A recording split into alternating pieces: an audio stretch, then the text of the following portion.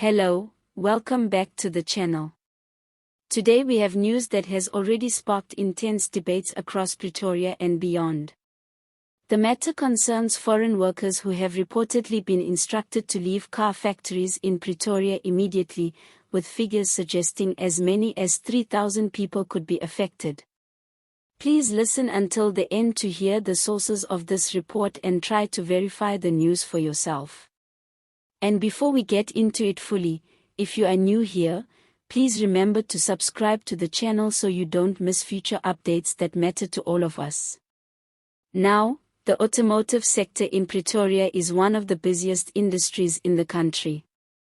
It provides thousands of jobs, supports families, and contributes heavily to the economy.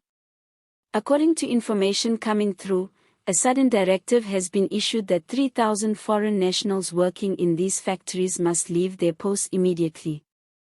The details remain unclear about whether this decision comes directly from factory management, labor authorities, or through a government-enforced action, but one thing is certain, the news has caused serious concern and confusion. For local workers, some see this as an opportunity for jobs to finally open up to South Africans who have long complained about unemployment. Many labor groups have argued that citizens should always be first in line for factory jobs, especially in critical industries like automotive manufacturing. On the other hand, some community leaders and activists worry about the human impact of this move. For 3,000 workers, many of whom may have been in South Africa for years, this order could mean losing their only source of income overnight. The broader context here is South Africa's ongoing struggle with unemployment, which remains stubbornly high.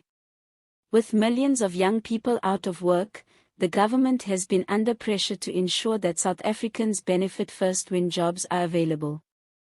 Critics of the current labor system argue that companies sometimes prefer foreign workers because they are willing to accept lower wages and tougher conditions. If that is the case, this move could be aimed at tightening regulations and making sure exploitation is reduced. But the other side of the argument highlights that these foreign workers, in many cases, are skilled individuals who have helped keep factories running efficiently. Removing them suddenly could affect production, damage business operations, and even reduce South Africa's competitive edge in the global automotive market. The car industry is not just about jobs inside the factories, it has a ripple effect across suppliers, transport, and exports. Any disruption could cost the country financially. Locals in Pretoria have already begun reacting strongly. Some celebrate the move, saying it is long overdue and a step towards restoring opportunities for South African citizens. Others caution that such mass removals could fuel tensions between locals and foreign nationals, leading to unnecessary hostility. Remember, South Africa has faced serious challenges in the past with xenophobic violence, and authorities will want to prevent similar unrest. At the same time, legal experts are also asking important questions. If these workers were undocumented, then the removals may be seen as a legal enforcement of immigration laws. But if some of them were employed under contracts or with valid work permits, there could be complications ahead.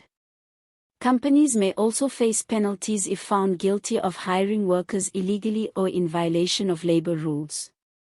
For now, the story continues to develop, and both workers and citizens are waiting to see what the official stance from the government and the factories will be. This is not only about jobs but also about balancing economic realities with legal obligations and human dignity. South Africans are watching closely because decisions like these affect more than just one group. They shape the future of labor, the economy, and even community harmony. We will continue following this news to bring you updates as more details are confirmed. And let me leave you with a light moment. They say Pretoria is known for its jacaranda trees turning the city purple in spring. Maybe for the 3,000 workers leaving the factories, they'll at least get one last beautiful view of the jacaranda bloom before heading off. And for the factory managers, I wonder if they've thought about who's going to make their coffee now that half the workforce might be gone.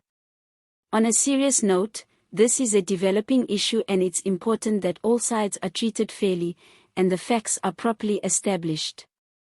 All images used are for illustration purposes only. News sources: Pretoria News, Sowetan Live, Times Live, EWN.